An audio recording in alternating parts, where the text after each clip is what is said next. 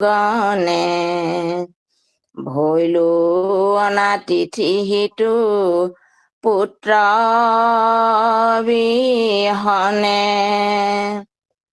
শূন্য ভৈল বৃন্দাবন গকুল আমাৰ কৃষ্ণ সূৰ্য বিনে দেখো দিনতে আন্ধাৰ এৰাম ইটো ধন গোধনত সাংসুৎকাৰতৰে কমল লোচন পুত্ৰ নাই মোৰ ঘৰে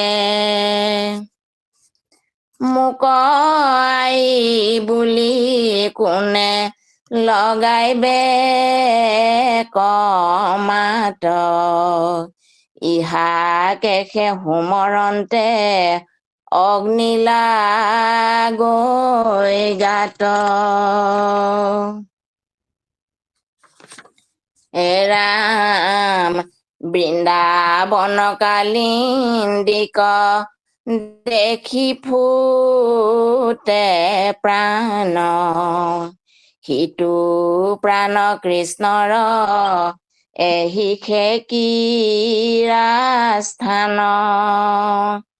আতিশয় পুৰৈ বুকু দেখি ধেনু গণ আকে চৰাই ফুৰাই লন্ত কমল লোচন কৃষ্ণ কৃষ্ণ কৃষ্ণ কৃষ্ণ কৃষ্ণ আমাৰ স্বপ্নাৰে সুন্দৰকৈ ভাগৱত পাঠ কৰিছে আমি আনন্দিত হৈছোঁ এয়া ইতিমধ্যে আগতো চৰ্চা হৈ গৈছে আপোনাসৱে সকলোৱে এটা কথা আগৰ পৰা জানে যে ভগৱন্ত কৃষ্ণ বধৰ উদ্দেশ্যে মথুৰালৈ আহিছিল গোপীসকলে দুখ বেদনা কৰিছিল আৰু গোপীসকলক কৃষ্ণই সান্তনা দি আহিম বুলিও প্ৰতিশ্ৰুতি দিছিল আকৌ নন্দ যশোদাৰ আগতো প্ৰতিশ্ৰুতি দিছিল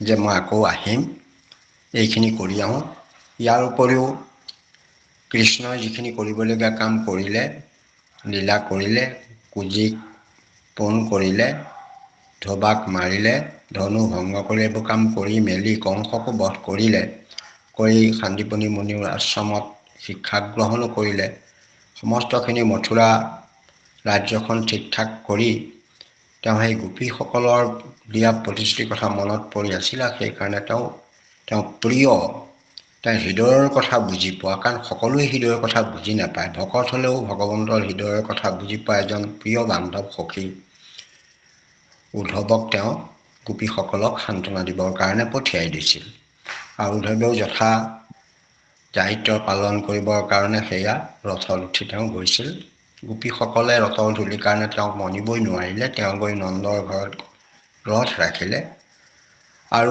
কৃষ্ণৰ এজন প্ৰিয় অনুচৰ অতি কৃষ্ণক ভাল পোৱা লোক আহিছে বুলি কৃষ্ণই অহা নিচিনা লাগিল একে নন্দ যশোদাই ওলাই আহি তেওঁলোকক সেৱা সৎকাৰ কৰি তেওঁলোকক মানে ভৰি আদি ধুৱাই সকলো সন্মান জনাই যথা আসন দি তেওঁলোকক খোৱাৰ ব্যৱস্থা কৰি ঘৰত ৰাখিলে আৰু তেওঁৰ সমস্ত সেৱা সৎকাৰ কৰি কুশল বাৰ্তা তেওঁলোকক সুধিছিল আৰু কুশল বাৰ্তা সোধাৰ লগে লগে তেওঁলোকৰ কৃষ্ণৰ কথা সুধিলেইতো কৃষ্ণলৈ মনত পৰিবই স্বভাৱগত কথা আৰু কৃষ্ণই তেওঁলোকৰ মাজত কৰি যোৱা যিবিলাক মানে শিশুলীলা যিবিলাক ঘটনা যিবিলাক লৈ সদায় পাহৰিব নোৱাৰে কৃষ্ণৰ তুলনীয়া পিতৃ মাতৃ নন্দ যশোদা সেই কথাবোৰ তেওঁলোকে মনত পৰি সেই কথাবোৰকে উদ্ধৱৰ আগত তেওঁলোকে প্ৰকাশ কৰিছে সেৱা জনাই গতিকে সেইজন কৃষ্ণৰ শেষত গৈ কৈছেগৈ যে সেইজন কৃষ্ণৰ পৰা আমি বঞ্চিত হ'লোঁ অতি আমাৰ দুখ লগা জীৱন যিজন কৃষ্ণই আমাক আনন্দ দি আছিল সেইজনৰ পৰা বঞ্চিত হৈ গ'লোঁ এইদে বুলি যেতিয়া তেওঁলোকে এইবিলাক কোৱাৰ পাছতে গুৰুজনাই আপোনাসৱৰ আগত পঢ়ি গ'ল গুৰুজনাই গুৰুবাণী প্ৰকাশ কৰি পেলাই কৃষ্ণৰ চিন্তাৰ যোগেদি মন শান্ত কৰিবৰ কাৰণে গীতা ভাগৱত আদি শাস্ত্ৰই যে কৃষ্ণৰ কথা কৈছে, জ্ঞানে যে গতি নাই, কৰ্মত যে মানে বিঘিনি ভয়, এই কথাবোৰ কৈ যে ভকতিহে পৰম গতি, এই কথাবোৰক আমাক দি তাৰ পাছতে পদচন্দলৈ আহিছে। এতিয়া পদচন্দ আমাৰ আগে আৰম্ভ কৰিছে। এয়া শুকমুনিয়ে ৰাজা পৰীক্ষিতৰ ওচৰত প্ৰকাশ কৰিছে। নিগদি মানে কোৱা, শুকমুনিয়ে প্ৰকাশ কৰিছে। কি বুলি শুনি উক ৰজা পাছে, পাছত কি কথা হ'ল কওঁ শুনা। যশোধা সুন্দৰী স্বামী কাছে বহি আছে, বৰ্ণালন্ত নন্দ গোবিন্দৰ গুণ গণ, তাক শুনি স্নেহে আতি শ্ৰৱে দুই স্নান। যশোধা সুন্দৰী স্বামীৰ ওচৰত বহি আছে, স্বামী মানে নন্দৰ ওচৰত বহি আছে, আৰু নন্দই কৃষ্ণৰ গুণ যশ লীলা এইবিলাক গাই দুয়োটাই কথা পাতি আনন্দ কৰি আছে। বৰ্ণনা কৰিছে, যেনেকৈ কৃষ্ণই লীলা কৰিছিল, গৰু চৰাইছিল, কি কৰিছিল, এই কথাবোৰ মনত পৰিছে। আমাৰো এটা ল'ৰা এটি যদি ঘৰৰ পৰা বহুত দূৰত থাকে, সেই ঘৰত কি কি কৰিছিল, কাক কেনেকৈ কৰিছিল, খাওঁতে কি বুলি কৈছিল, কি কি লাগে বুলি কৈছিল, এই কথাবোৰ আমাৰ যেনেকৈ মনলৈ আহে দূৰত থাকিলে, এতিয়া ঠিক তেওঁলোকৰো পিতৃ মাতৃ তাৰোপৰি কৃষ্ণক তেওঁলোকে প্ৰতিপাল কৰিছিল। তেওঁলোক বৰ সৌভাগ্যৱান, আৰু সেই কথাবোৰ তেওঁলোকৰ মনলৈ আহিছে। সেই বৰ্ণনা কৰি আছে গোবিন্দই, এই নন্দই গোবিন্দৰ গুণগানবিলাক বৰ্ণনা কৰি আছে। সেই কথাবোৰ শুনি যশোধা হ'ল কৃষ্ণৰ মাতৃক সদায় পুত্ৰ ডাঙৰ হওক যিমানেই যি নহওক, পুত্ৰৰ প্ৰতি এটা সাংঘাতিক স্নেহ থাকে। মাতৃতকৈ মানে আচলতে কোনো আপোন হ'ব নোৱাৰে, এইটো খাটাং। কাৰণ মাতৃবিলাকে প্ৰাণ দিও সাধাৰণতে পুত্ৰক ৰক্ষা কৰে, লাগিলে প্ৰাণ গুচি যাওক। আপুনি জীৱ জন্তুৰ ক্ষেত্ৰতো চাব পাৰে, মানুহৰ ক্ষেত্ৰতো আছে কোনোবা মানুহ, ক'ৰবাত ভয়ংকৰ মানুহ, সেইবিলাক বেলেগ কথা। বাস্তৱিকতে প্ৰকৃত যদি মাতৃ হয়, সেই মাতৃয়ে নিজৰ জীৱন উৎসৰ্গা কৰি হ'লেও নিজৰ সন্তানক ৰক্ষণাবেক্ষণ দিয়ে, আগবঢ়াই লৈ যোৱাৰ প্ৰচেষ্টা কৰে। সেইকাৰণে এই তেওঁৰ যি এগৰাকী মাতৃ বহু দিনৰ মূৰত এটি সন্তানৰ মুখ দেখিছিল, যেনেকেই নহওক, আৰু সেই সন্তানৰ যিবোৰ লীলা, যিবোৰ কাণ্ড, যেনেকৈ ঘূৰি ফুৰিছিল, যেনেকৈ যশোদাৰ ওচৰত কথোপকথন কৰিছিল, সেই কথাবোৰ যেতিয়া নন্দ কৈ আছে, তেওঁ শৰীৰটো এটা শিহৰণ আহি গৈছে, আৰু কৃষ্ণলৈ ইমানেই মনত পৰি গৈছে। কৃষ্ণৰ স্নেহত তেওঁ হওঁতে শৰীৰৰ এটা পৰিৱৰ্তন হৈছে। কি তেওঁৰ যি স্তনৰ যুগৰ, সেই স্তন কৃষ্ণই পান কৰিছিল। এনেকৈ তালৈ মনত পৰিছে, কৃষ্ণ এটা শিশু, কৃষ্ণৰ কথা তেওঁ মনলৈ আহি গৈছে, আৰু ভবাৰ লগে লগে তেওঁ শৰীৰৰ পৰা, তেওঁ থকা স্তনৰ যুগলৰ পৰা মানে স্ৰবিছে, মানে কি হৈছে, তেওঁৰ স্নেহে আতি শ্ৰৱে দুই স্তন, তাৰপৰা শ্ৰৱে মানে তাৰ পৰা তেওঁ দুগ্ধ বৈ গৈছে, ওলাই যাবই, এইটো স্বভাৱগত কথা। এয়া হ'ল পুত্ৰৰ প্ৰতি থকা স্নেহত আকুলিত হৈ, মনৰ ভাৱতেই তেনেকুৱাবিলাক মানে হ'ব পাৰে সকলো মাতৃ। এতেকে তেওঁ এগৰাকী ভাল হৃদয়ৰ ভাল মাতৃ, তাৰপৰি কৃষ্ণৰ দৰে পুত্ৰ পাইছে। গতিকে সেই কথাবোৰ মনত পৰি তেওঁ মানে তেওঁৰ স্তনৰ পৰা দুগ্ধ নিগৰি ওলাই গৈছে। ধাৰাই বহৈ দি আকৌ অন্য হাতে তেওঁ চকুত সেই কৃষ্ণৰ কথা মনত পৰি চকুৰ পৰা পানী ধাৰাহে হৈ গৈছে। এই কথাবোৰ আলোচনা কৰি থাকোঁতে, কাৰণ কৃষ্ণ নাই তাত, কৃষ্ণ আছেগৈ মথুৰাত, কিন্তু কৃষ্ণই যিবোৰ লীলা কৰি গ'ল তেওঁলোকৰ তাত, সেই লীলাবোৰ স্মৰণ কৰিছে। কেনেকৈ তেওঁ কিবা খাবলৈ বিচাৰিছিল, কেনেকৈ লৰ মাৰি কোচত বহিছিল, কেনেকৈ ক'ৰবালৈ গৈ পেলাই কিবা এটা বিচাৰিছিল, কেনেকৈ মাকে কিবা কাম কৰি থাকোঁতে মানে তেওঁ কোচত উঠিবলৈ বিচাৰিছিল, স্তনপান কৰিবলৈ বিচাৰিছিল, কেনেকৈ চব কাম বাদ দি তেওঁ স্তনপান কৰাইছিল, ঠিক ইত্যাদি ইত্যাদি কথাবোৰ মনৰ মাজলৈ আহি গৈ একেবাৰে চকুৰ পানী বৈ গৈছে, আৰু তেওঁ মানে স্তনৰ পৰা দুগ্ধ নিগৰি ওলাই গৈছে পুত্ৰ স্নেহত। তাৰ পাছতে কৰি ধাৰাই বহয় দুই নেত্ৰৰ লোটক, কৰিলা বিলাপ স্মৰি মাধৱ পুত্ৰ। তেওঁৰ মানে এনেকুৱা হৈ গ'ল, বিলাপ মানে আপোনালোকে জানে যে আমাৰ ভাওনা চাওনা এইবিলাক অনুষ্ঠানতো বিলাপ আছে। বিলাপ মানে কন্দা, খুব দুখ লগাকৈ একেবাৰে হৃদয়ৰ পৰা উপচি অহা বেদনাৰে, দুখেৰে, বিৰহ বেদনাৰত মানে যিবিলাক কথা কোৱা হয় সেইখিনিকে বিলাপ বুলি কোৱা হয়। গতিকে এওঁলোকে তেনেধৰণে তেওঁ যশোদাই কৃষ্ণৰ কথা অৰ্থাৎ মাধৱ পুত্ৰ, মাধৱ মানে কৃষ্ণকে কৈছে, কৃষ্ণৰ পুত্ৰৰ কথা, কৃষ্ণ পুত্ৰৰ কথা চিন্তা কৰি তেওঁ বিলাপ কৰিবলৈ ধৰিলে। একদম অতি দুখেৰে সেই সম্পৰ্কে নানা বাক্য ক'বলৈ, বিলাপবিলাক এতিয়া তলত প্ৰকাশ কৰিব। কি বুলি বিলাপ কৰিছে?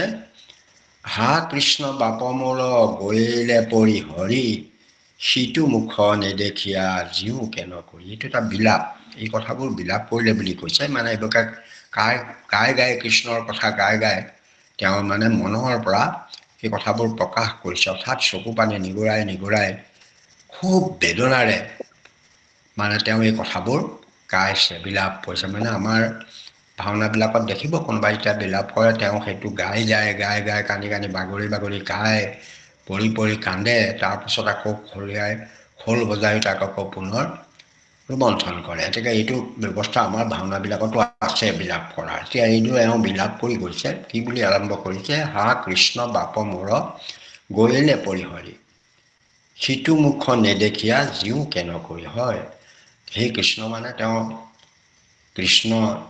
কৃষ্ণক বাপ বুলি ইয়াত কৈছে। হা কৃষ্ণ বাপ, বাপ মোৰ গৈলে পৰি হৰি। যশোদাই নিজৰ পুত্ৰকে বাপ বুলি কৈছে, কাৰণ তেওঁ জানিছিল কৃষ্ণ যে মানুহ নহয়, এই কথাটো তেওঁ উপলব্ধি কৰিছিল। গতিকে কৃষ্ণই মোক এৰি থৈ গ'ল, পৰিহৰি মানে তেওঁক এৰি থৈ যোৱাটোকে পৰিহৰি বুলি কৈছে। সিটো মুখ নেদেখিয়া জীও কেনে কৰি, সেই মুখ নেদেখাকৈ মই কেনেকৈ জীয়াই থাকিম। সঁচাকৈ এইটো এটা বৰ অতি দুখ লগা কথা, হৃদয় বিদাৰক কথা, অন্তৰত দুখ লাগিবই। যি কৃষ্ণৰ মুখ দেখি ৰাতিপুৱা গধূলি আনন্দত উৎপাৱল হৈ আছিল যশোদা, সেই কৃষ্ণ এতিয়া গোকুলৰ পৰা গৈ মথুৰা পালেগৈ। আচলতে তেওঁ এইটোও গম পালে যে আচলতে নন্দ তেওঁৰ মানে কৃষ্ণৰ প্ৰকৃত মাতৃ নহয়, এয়া তেওঁৰ মাতৃ দৈৱকীহে। এই কথাবোৰ তেওঁ জানিলে, আৰু কৃষ্ণই মানে সেই কথাবোৰ প্ৰকাশ কৰাত তেওঁ পুনৰ কৃষ্ণৰ কথাবোৰ বেছি হৈছে, কাৰণ তেওঁ কৃষ্ণক তেওঁ টানকৈ কৈছিল, নিজৰ পুত্ৰক বুলি ক'লে ভাল কৰিবৰ কাৰণে কেতিয়াবা টানকৈ কৈছিল, কেতিয়াবা হাতত ধৰিছিল, কেতিয়াবা তেওঁ বান্ধি দিছিল। সেই কথাবোৰ ৰোমন্থন কৰি তেওঁৰ মনত দুখ লাগিছে। গতিকে মই সেই মুখ দেখা নাপায় মই কেনেকৈ জীয়াই থাকিম, এনেকৈ তেওঁ কৈছে। মোৰ জীৱ ধন পুত্ৰ নাহিকৈ অংগনে, ভৈলো অনাথিতি সিটো পুত্ৰ বিহনে। মোৰ জীৱধন, পুত্ৰধন, পশুধন, ধন মানে সম্পদ। এতেকে কৃষ্ণক তেওঁলোকে জীৱধন বুলি কৈছে। মোৰ প্ৰাণধন, মোৰ জীৱধন, পশুকো ধন বুলি কোৱা হয়। এতেকে যিটো আটাইতকৈ অতি আপোন প্ৰিয় বস্তুক তাক ধন বুলি সম্বোধন কৰা যায়। তেওঁ সেইকাৰণে জীৱধন বুলি কৈছে। জীৱধন, তেওঁ যেন জীৱটো কৃষ্ণহে ৰাখি আছিল, সেইকাৰণে জীৱধন বুলি কৈছে। কৃষ্ণ অবিহলে তেওঁ যেন জীৱটোৱেই নাথাকিব হৃদয়ত। কৃষ্ণ যেন তেওঁৰ জীৱৰ নিচিনা, মানে যেনেকৈ জীৱটো শৰীৰত থাকিলেহে আমি সজীৱ হৈ থাকোঁ, কাম কৰিব পাৰোঁ। সেই জীৱটো যদি নাথাকে তেতিয়াহ'লে আমি যেনেকৈ আমাৰ মৃতপ্ৰায় হৈ যাওঁ, ঠিক যশোদাই সেই কথা অনুভৱ কৰিছে। কৃষ্ণ তেওঁ জীৱ সদৃশ আছিল, সেইকাৰণে তেওঁক জীৱধন বুলি কৈছে। মোৰ জীৱধন পুত্ৰ নাহিকৈ অংগনে, অংগনে মানে চোতালত কয়, সন্মুখত তেওঁ ঘৰত যেনেকৈ ইফালে সিফালে ঘূৰি ফুৰিছিল, সেইখন চোতালত ঘূৰি ফুৰিছিল, ইফালে সিফালে গৈছিল, এইবোৰত নাই। এতিয়া মানে ৰাতিপুৱাই উঠি দেখা নাই, কৃষ্ণৰ লীলা দেখা নাই, কৃষ্ণই কামবোৰ কৰা দেখা নাই, এতেকে সেই অংগনাত নাই। তাৰমানে তেওঁ সন্মুখত যি চোতালত, ঘৰত, বাৰীত য'ত কৃষ্ণ ফুৰে সেই ঠাইবিলাক এতিয়া খালী হৈ আছে, তাত নাই কৃষ্ণ। ভৈলো অনাথিতি সিটো পুত্ৰ বিহনে, মই অনাথ হৈ গ'লোঁ, যে মই অনাথ মানে যে মোৰ একোৱেই নাই, মোৰ যেন কোনো গৰাকী নাই, মই একেবাৰে কিবা অনাথী হৈ গ'লোঁ। সেইজন পুত্ৰ অবিহনে, যিজন পুত্ৰই মোৰ সৰ্বক্ষণে হৃদয়ত আনন্দ দিছিল, সেইকাৰণে তেওঁ মোৰ জীৱধন সদৃশ আছিল, সেইজন এতিয়া নাই। মোৰ চাৰিওফালে ঘৰ দুৱাৰ চব উদং, আগফালে চোতাল উদং খালী হৈ আছে। কৃষ্ণৰ লীলা নাই, কৃষ্ণৰ খোজ নাই, কৃষ্ণই ঘূৰি ফুৰা তেওঁ নৃত্য নাই। যেনেকৈ আমি বৰগীতত লিখিছে, নাচে ভালি নাচে, এতেকে তেওঁ নাচি থাকি গোপীসকলক বা যশোধাক বা নন্দ আদি গোপ বালকসকলক যি আনন্দ প্ৰদান কৰিছিল, সেই আনন্দৰ পৰা অলপ বঞ্চিত হৈছে। সেইকাৰণে অনাথিৰি বুলি ইয়াত প্ৰকাশ কৰিছে। শূন্য ভৰিল বৃন্দাবন গকুল আমাৰ, কৃষ্ণ সূৰ্য বিনে দেখো দিনতে আন্ধাৰ। বৃন্দাবন শূন্য হ'ল গ'ল। গকুলত বৃন্দাবন ধাম আছিল, বৃন্দাবনত তেওঁ লীলা কৰিছিল, তেওঁ তাত গৰু চৰাইছিল, তাত বিভিন্ন ধৰণৰ অসুৰবধ কৰিছিল, গোপবালকসকলক লগত লৈ তাত আনন্দ কৰিছিল, বিহাৰ কৰিছিল। সেই পবিত্ৰ বৃন্দাবন ধাম গকুল আৰু বৃন্দাবনত মানে এতিয়া কৃষ্ণৰ তাত লীলা নাই, কৃষ্ণৰ গতি নাই, কৃষ্ণই তাত হাঁহি ফুৰা নাই, এইদে বুলি তেওঁ মনত দুখ কৰিছে। তাৰ সেইকাৰণে কৃষ্ণক সূৰ্যৰ লগত তুলনা কৰিছে। যেনেকৈ সূৰ্য অস্ত গ'লে আমি চাৰিওফালে আন্ধাৰ দেখোঁ, এতিয়া কৃষ্ণ সূৰ্য বিনে দেখোঁ দিনতে আন্ধাৰ। দিনত সূৰ্যটো উদয় হৈ থাকে, সেইকাৰণে আমি চাৰিওফালে বস্তুবোৰ দেখোঁ, তেতিয়া লাইট নজ্বলাকৈ দেখা পাওঁ, অসুবিধা নহয়। যেতিয়া সূৰ্যটো অস্ত যায় তেতিয়া আমি নেদেখা হৈ যাওঁ। এতিয়া যশোধাৰ অৱস্থাটো তেনেকুৱাই হৈছে। সূৰ্য উদয় হৈ আছে, আকাশত সূৰ্যটো আছে, সূৰ্যটো থাকিলে তেওঁৰ জীৱধন কৃষ্ণ, কৃষ্ণ সূৰ্যৰ লগত তুলনা কৰিছে। যেন কৃষ্ণহে তেওঁক প্ৰকাশিত কৰি আছিল, তেওঁ চকুৱে যেন সূৰ্যৰ পোহৰত দেখা নাই, কৃষ্ণৰ জ্যোতিৰেহে সংসাৰখন দেখিছে, সংসাৰক যেন কৃষ্ণৰ জ্যোতিহে তেওঁক দেখুৱাই আছে, আনন্দ দিছে, কাম বন কৰাইছে, মনত আবেগ অনুভূতি আদি প্ৰকাশ কৰিছে। গতিকে সেই কৃষ্ণই যেতিয়া নাই, সেইকাৰণে তেওঁৰ কাৰণে দিনতে সূৰ্য আকাশত থাকিও আন্ধাৰৰ সদৃশ হৈছে বুলি তেওঁ প্ৰলাপ মানে এইবোৰ কি কয়, বিলাপ কৰি আছে, কান্দি আছে, এদে কৈ কান্দি আছে। ইটো ধন গোধনত সাংসোকাৰ তৰে, কমল লোচন পুত্ৰ নাই মোৰ ঘৰে। এই যে ধনবিধ মই সাঁচিছোঁ, গৰু গাখীৰ খীৰাই বেচিছোঁ, মাখন বেচিছোঁ, এইবিলাক বিভিন্ন ধৰণৰ কাম কৰি ঘৰত যে টকা পইচা সাঁচিছোঁ, ঘটিছোঁ, বস্তু আনিছোঁ, কিবা কৰিছোঁ, আৰু এই যিবোৰ গোধন গৰু গাই এইবিলাক যে প্ৰতিপাল কৰিছোঁ, এইবোৰ কি কাৰণেনো মই প্ৰতিপাল কৰিছোঁ, কি কাৰণে সাঁচিছোঁ ধনবিধ টকা পইচা ঘৰ দুৱাৰ বস্তু বাহানি, এইবিলাক মানে গাখীৰ খুৱাই মাখন কেলে বনাইছোঁ, যাৰ মানে যি খাওঁতা নাই, যি দেখোতা নাই, চাওঁতা নাই, আচল যিজনে আনন্দ পায়, যিখিনি খাই চাই, যিখিনি ৰখি ফুৰি আনন্দ পাইছিল, সেই ধন টকা পইচা গোধন আদি এইবিলাক এতিয়া মোৰ অসাৰ হৈ পৰিছে। এইবিলাক সাঁচি থৈ মোৰ কি লাভ হ'ব, এইবিলাক মোৰ ঘৰখনত সাঁচি থৈ কি লাভ হ'ব, কাৰণ কমলোচনৰ পুত্ৰ নাই মোৰ ঘৰত। এইবিলাক চোৱা চিতা কৰা, এইবোৰ দেখি থকা, এইবিলাকৰ আমি সদায় ল'ৰা ছোৱালীৰ কাৰণে ধন টকা পইচা গোটাওঁ, আমি ধন গোটাওঁ, সম্পদ গোটাওঁ, বস্তু গোটাওঁ। আজি মই নিজেই দেখিছোঁ, মোৰ নাতিকেইটা আছে, কিবা এটা আহিলে সিহঁতলৈ লৈ আহোঁ, কাৰণ সিহঁত নাতিকেইটাক দিব লাগে। সেয়া হৈছে ল'ৰা ছোৱালীৰ প্ৰতি থকা আবেগ, মৰম স্নেহ এইবিলাক। গতিকে মানৱ জীৱনত এই মৰম চেনেহবিলাকক মায়া বুলিও ক'ব নোৱাৰি, কাৰণ সেইটো হৈছে মানৱীয় গুণৰ এটা প্ৰভাৱ। যাৰ নাতিৰ প্ৰতি মৰম নাই, যাৰ ল'ৰাৰ প্ৰতি দায়িত্ব কৰ্তব্য নাই, যাৰ কন্যাৰ প্ৰতি দায়িত্ব কৰ্তব্য নাই, যাৰ পত্নীৰ প্ৰতি দায়িত্ব কৰ্তব্য নাই, তেতিয়াহ'লে তেওঁ কেতিয়াও ভাল মানুহ হ'ব নোৱাৰে। ৰামচন্দ্ৰই সেইবোৰকে দেখুৱাইছিল, কাৰণ ৰামচন্দ্ৰক মানে সেই পত্নীৰ প্ৰতি দায়িত্ব তেওঁ পালন কৰিছিল, তেওঁ পুত্ৰৰ প্ৰতি দায়িত্ব পালন কৰিছিল, তেওঁ মানে ভাতৃৰ প্ৰতি দায়িত্ব পালন কৰিছিল। গতিকে এইবিলাক সামাজিক দায়বদ্ধ। গতিকে তেওঁ অকল মাতৃ হিচাপে তেওঁ সেই অকণমানি কৃষ্ণৰ যি লীলা ক্ষেত্ৰখনত তেওঁ আনন্দত মজি আছিল, তাকেই ভাবি ভাবি ৰাতি টোপনি গৈছিল, তাকেই সপোন দেখিছিল। সেইজন কৃষ্ণ এতিয়া গকুলত নাই, বৃন্দাবনত নাই, সেইকাৰণে তেওঁ দিনতে আন্ধাৰ দেখিছে।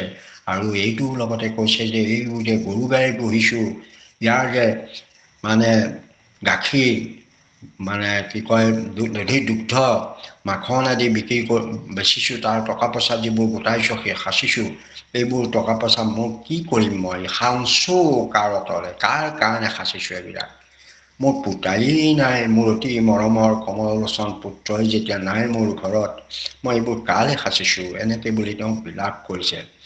মোক আই বুলি কোনে লগাই বেক মাত, ইহা কেশে সুমলন্তে অগ্নি লাগৈ গাত। মোক আই বুলি কোনে মাতিব, সঁচাকৈ মাকৰ কাৰণে আই বুলি মতাটো, মানে মাতৃ বুলি মতাটো এইটো এটা সঁচাকৈ মা বুলি মতাটো এইটো সঁচাকৈ অতি আনন্দৰ কথা। যেতিয়াই কেঁচুৱাই মাকক মা বুলি মাতে, তেওঁ যিমানেই যি হওক একেবাৰে জীৱন উৎসৰ্গা কৰি দিয়ে। গতিকে সেইটো হৈছে মাতৃ স্নেহ, মাতৃ প্ৰেম। গতিকে সদায় কৃষ্ণই আই বুলি, যশোদা আই বুলি মাতিছিল, অতি স্নেহেৰে তেওঁৰ বুকুত গৈ সোমাই পৰিছিল, তেওঁ কোলাত গৈ সোমাই পৰিছিল, লুৰি খুৰি তেওঁৰ বুকুত উঠি লৈ, বুকুপাত উঠি লৈ তেওঁ স্তনপান কৰিছিল, আনন্দ কৰিছিল। সেইবোৰ যদিও তেওঁৰ কাৰণে কষ্টদায়ক আছিল, কিন্তু তাতেই মহা আনন্দ তেওঁ বিচাৰি পাইছিল। গতিকে সেই আনন্দৰ পৰা তেওঁ বঞ্চিত হৈছে যে মোক আই বুলি কোনে মাতিবহি, এতিয়া কোনেও মতা নাই। আৰু এইবিলাকেই সুমৰি এই কথাবোৰকে মোৰ মনত পৰি মোৰ শৰীৰত জুই লগা দি লাগিছে, গা জ্বলি গৈছে। মোৰ অকণমান সেই মোক আই বুলি মতা সেইজন এতিয়া ঘৰত নাই, এই বুলি তেওঁ বিলাপ কৰিছে। আৰু কি কৈছে,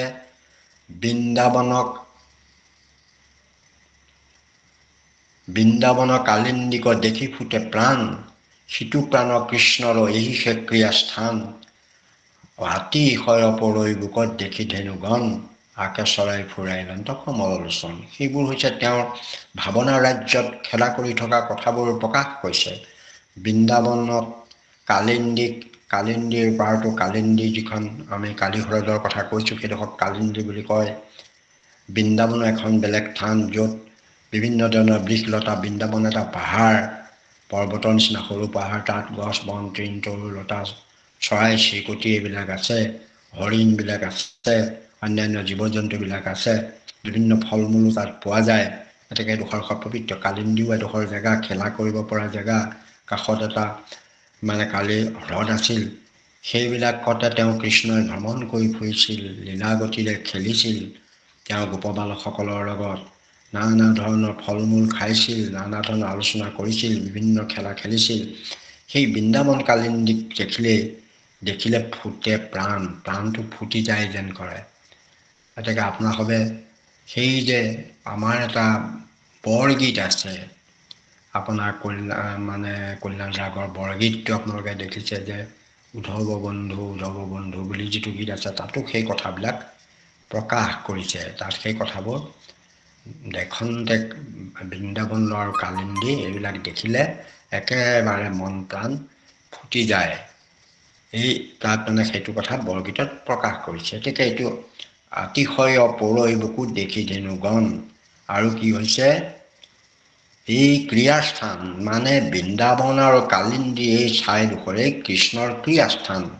ক্ৰিয়া খেলা কৰা স্থান। বিভিন্ন ধৰণৰ খেলা ধূলা খেলিছিল, টাংগুটি খেলিছিল, বৰলীগুটি খেলিছিল, কিবা কিবি উপবালকসকলৰ দৌৰা দৌৰি খেলিছিল, কিবা কিবি খেলা আমাৰ সৰু সৰু ল'ৰা ছোৱালীবিলাক, যিটো আমাৰ কৈশোৰ জীৱন। আজিকালি সেইটো জীৱন পাবলৈ বৰ জটিল হৈ গৈছে। আপোনালোকে এটা কথা চাব, আজিকালি হ'ল ল'ৰা ছোৱালীবিলাক সৰুৰ পৰা আমি এটা ভাবি লওঁ, সিহঁতক শিক্ষা দীক্ষা কৰি ডাঙৰ মানুহ কৰোঁ, বিখ্যাত মানুহ হওক, ধনী মানুহ কৰাওঁ, ডাঙৰ অফিচাৰ কৰাওঁ। এই লক্ষ্যটো সৰুৰ পৰা গৰ্ভ পাই মানুহে মনত বাছি লয়। কিন্তু তাৰ সৰুকালৰ যিটো কৈশোৰ, যিটো শিশু লীলা, এইবিলাক কিন্তু আমি চাই আনন্দ কৰাৰ কথা কোনেও নাভাবোঁ আজিকালি। কিন্তু কৈশোৰৰ জীৱনটো নোপোৱাকৈ আমাৰ এই